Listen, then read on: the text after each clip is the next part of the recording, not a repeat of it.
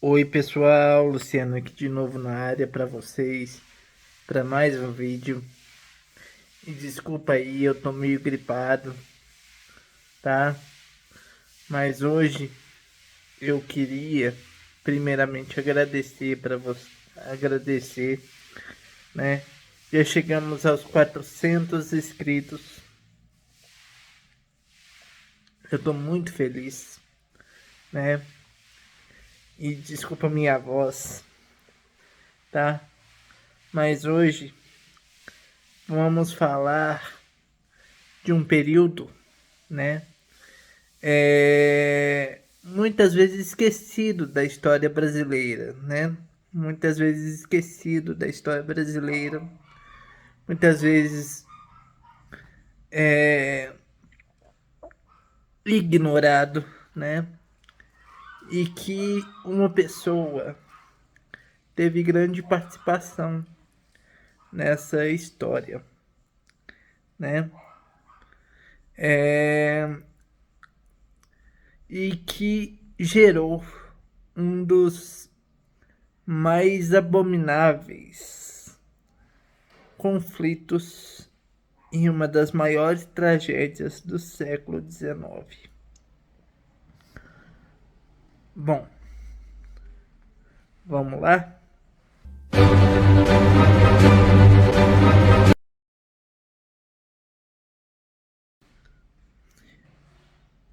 A nossa história começa em 1893, quando um beato, né? O beato Antônio Conselheiro, né? Para quem não sabe, gente, beato é uma figura religiosa, né? Encontrada geralmente no Nordeste, nas cidades mais pequenas, né? E o Beato Antônio Conselheiro, vou colocar a foto dele aqui para vocês. Ele inicialmente queria construir uma igreja, né? Queria construir uma igreja no Arraial de Canudos. Vou colocar um mapa aqui do Arraial de Canudos aqui para vocês. Né? Ele queria construir uma igreja, mas ele, né, como ele trabalhava como carpinteiro, né, vendedor e também às vezes advogado, né, em alguns casos ele trabalhou como advogado e naquele tempo não precisava da prova da ordem, né, só precisava de alguém que entendesse minimamente de leis para trabalhar como advogado naquele tempo. Então ele trabalhou um tempo como advogado.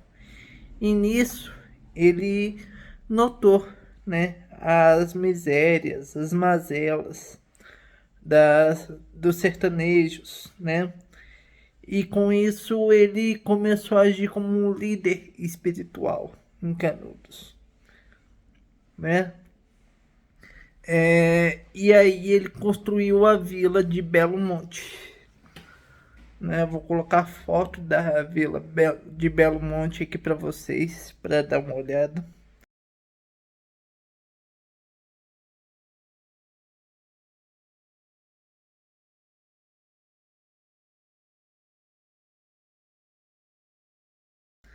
né? A vila de Belo Monte foi uma cidade, né? Desculpa aí.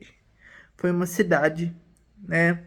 É, uma cidade construída por famílias de sertanejos, crianças e também alguns jagunços, né? Eu vou colocar algumas fotos aqui das famílias de Belmonte, né? E fotos do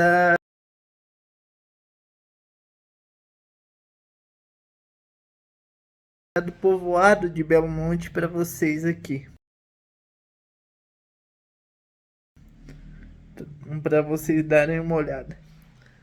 E o que aconteceu, né, quando ele construiu, né, essa sociedade cooperativa, sociedade cooperativa, né? Aliás, a primeira sociedade cooperativa, até antes mesmo da Sicredi pioneira em 1906. Mas isso é outra história, tá? Mas a primeira sociedade cooperativa, né? A cidade cooperativa de Belo Monte foi a primeira cidade a ser construída com o intuito onde todos compartilhavam as coisas, viviam, construíam, plantavam. Antônio Conselheiro foi um homem, vou colocar a foto dele aqui para vocês, que encorajou a vida em sociedade, né? Uma vida comunitária, né? E assim, e ele também como caixeiro, comerciante, né? Ele sabia muito de negócios, né? E ele acreditava e ele era contra a separação da igreja com o Estado, sabe? O que aconteceu durante os primeiros anos da República, né? Quando a República foi promulgada, né, em 1888 e entrou em vigor em 1889, o terceiro presidente da República naquele tempo era Prudente de Moraes, né? E ficou sabendo. E Prudente de Moraes, vou colocar a foto dele aqui. Prudente de Moraes, ele conseguiu deixar a República no azul, né? Conseguiu muitas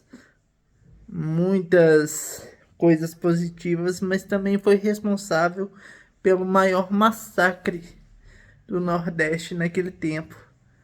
O maior massacre, né, de todos os tempos. Tanto que, anos mais tarde, esse massacre ia ser transformado em livro, né, pelo jornalista de guerra Euclides da Cunha, em o livro Os Sertões, né, que é um dos clássicos da literatura. Vou colocar a foto do Euclides da Cunha aqui para vocês e a foto do livro,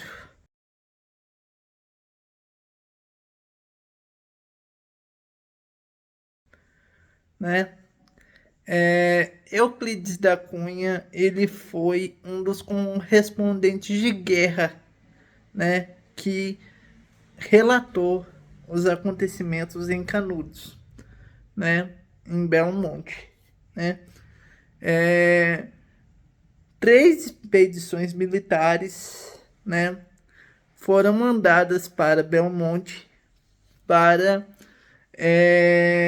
parar as ações de Antônio Conselheiro, porque segundo é, as elites da época, né, incluindo os cafeeiros, né, os cafeeiros não, os cafeicultores, desculpa, os cafeicultores, né, incluindo os cafeicultores da época, igual também a igreja da época, falavam que eles eram um antro de monarquistas que queriam derrubar o governo federal para reestabelecer a república, reestabelecer a monarquia, né?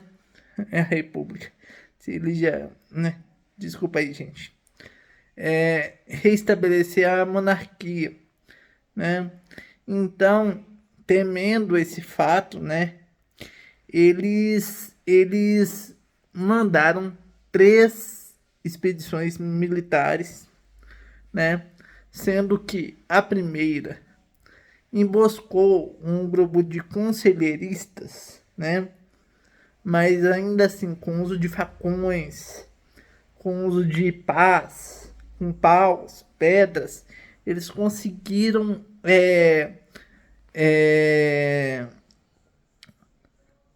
afugentar pequena força policial, porque em Juazeiro, né, eles precisavam de lenha, né, na cidade de Juazeiro, que era cidade vizinha a Belo Monte, né, então essa lenha não chegava. Então um grupo de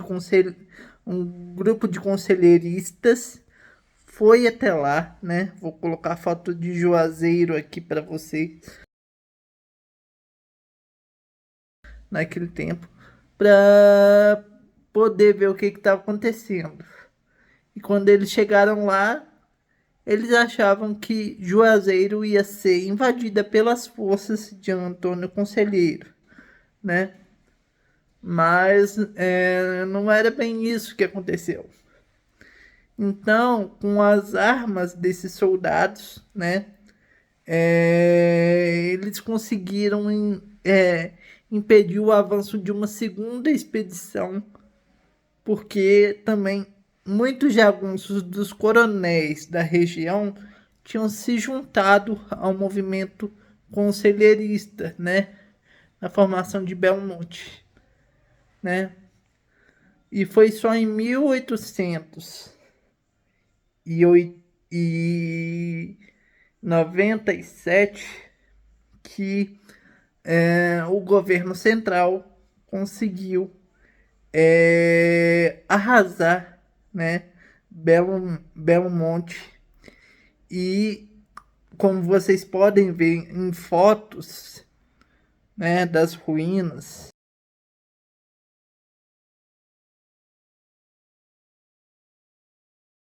né, e fotos em que de Antônio Conselheiro, que nesse tempo já estava morto, ele foi desenterrado e a sua cabeça foi degolada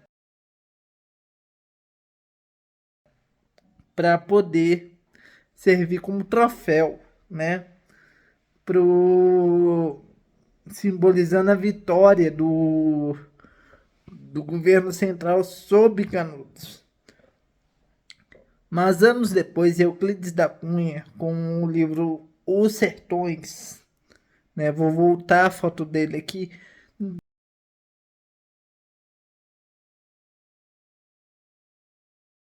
Denunciou que foi um grande erro, né, em uma chacina promulgada por meios da época que incutiam medo na população, dizendo que a monarquia ia retornar. Então, o que eu quero com isso, gente, é que vocês percebam, né, que a República não foi uma iniciativa popular, foi uma iniciativa de poucos, né? Foi uma iniciativa de cafeicultores, de militares insatisfeitos com a monarquia. Eu sou monarquista, né? Eu, eu sou assumidamente monarquista, mas naquele tempo a monarquia já havia caído, não porque era um sistema extremamente ineficiente, mas porque eles se sustentavam por grilhões de escravidão, né? E por pessoas da elite, né? Assim, então a revolta de Canudos foi uma chacina. Nos serve para nos lembrar que a República ela não aquilo que pensadores como André Rebouças, né, até o próprio é,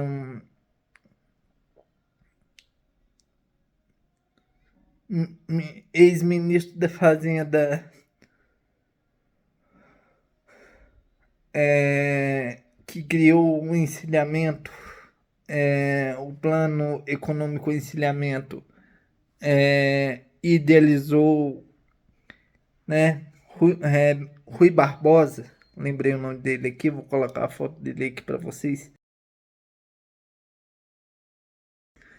Rui Barbosa não era o que eles idealizavam, né?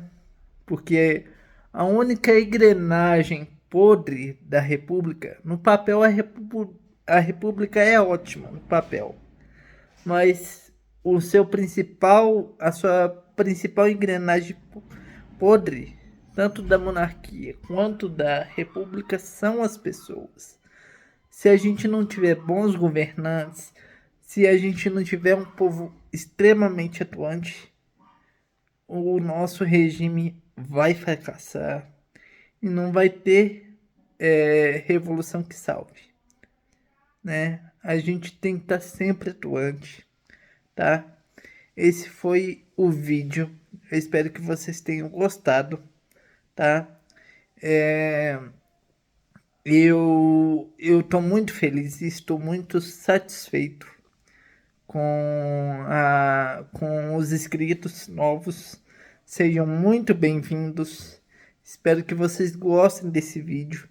Deem um like, compartilha e ajuda o canal na chave Pix 319 9679 0806, tá? Pode ser o valor que vocês quiserem, R$ 10, R$ 20, para poder ajudar o canal, tá?